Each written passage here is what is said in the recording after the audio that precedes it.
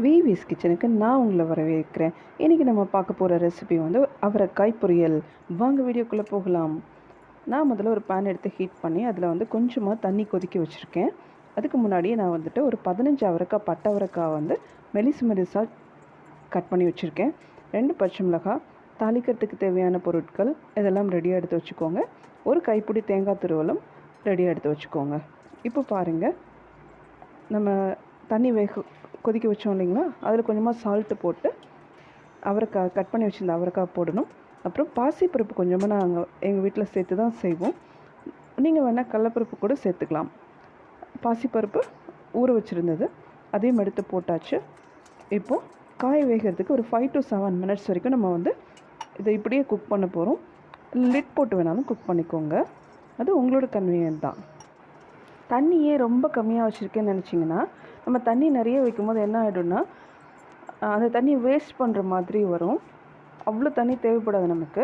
அதனால தான் காய் வேகிற அளவுக்கு மட்டும் ரொம்ப ரொம்ப கம்மியான அளவுக்கு தண்ணி எடுத்துக்கிட்டோன்னா தண்ணி சுண்டுறதுக்கும் காய் வேகிறதுக்கும் கரெக்டாக இருக்கும்.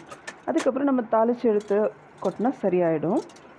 இப்போ நம்ம அந்த காயில் இருக்கிற சத்து எல்லாமே அந்த தண்ணியில் தான் தங்கும். அப்புறம் அந்த தண்ணியை மட்டும் நம்ம ஃபில்டர் பண்ணி கீழே ஊற்றுறோம், வேஸ்ட் பண்ணுறோன்னா அது ஒரு யூஸ் இல்லை இல்லைங்களா. அதனால தான் நான் வந்து தண்ணி வந்து ரொம்ப கம்மியாக எடுத்துக்கோங்க அப்படின்னு நான் சொல்லியிருந்தேன். ஓகேங்களா.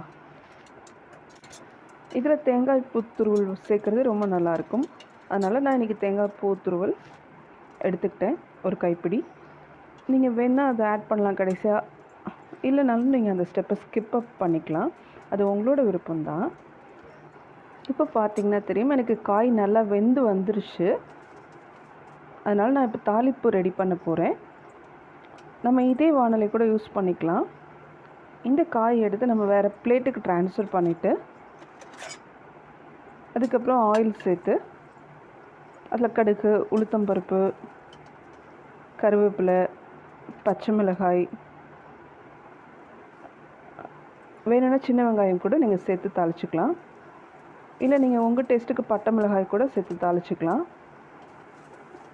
ஒரு முறையும் டிஃப்ரெண்ட்டாக செஞ்சு பார்த்துட்டு நமக்கு எந்த டேஸ்ட் பிடிச்சிருக்கோ அதில் நம்ம கண்டினியூ பண்ணிக்கலாம். இப்போ நம்ம ஒரு தயிர் சாதம் பண்ணுறோன்னா அதில் பச்சை மிளகாய் போடுவோம். அந்த மாதிரி சமயத்தில் நம்ம வந்து நம்ம சைட் டிஷ்ஷில் வந்துட்டு பட்டை மிளகாய், காஞ்ச மிளகாய் கூட போடலாம், வரமிளகாயை. இல்லை நம்ம வந்து ஒரு சாம்பார் மாதிரி ரெசிபிக்கு நம்ம எது சைட் டிஷ்ஷாக வைக்க போகிறோன்னா, நம்ம சாம்பாரில் ஏற்கனவே வந்துட்டு மிளகாய் தூள் ஆட் பண்ணியிருப்போம். அந்த சமயத்தில் நம்ம இன்றைக்கி வந்து பச்சை மிளகாய் கூட நம்ம போட்டு இந்த அவரைக்காய் பொரியல் ஃபினிஷ் பண்ணிக்கலாம். ரெண்டும் ஒரே மாதிரி டேஸ்ட்டை இருக்கிறத விட மெயின் டிஷ்ஷில் நம்ம என்ன போட்டுக்கோமோ அதுக்கு ஆல்டர்னேட்டாக சைட் டிஷ்ஷில் போட்டுக்கலாம், காரத்தை பொறுத்த வரைக்கும். நீங்களும் அந்த மாதிரி குக் பண்ணி பாருங்கள். இது பாருங்கள், நான் இப்போ தாளிச்சிட்டேன். ஃபைனலாக தேங்காய் துருவலும் ஆட் பண்ணியாச்சு, கருவேப்பிலை ஆட் பண்ணியாச்சு. அருமையாக ஒரு அவரைக்காய் பொரியல் ரெடி. தேங்க்ஸ் ஃபார் வாட்சிங்.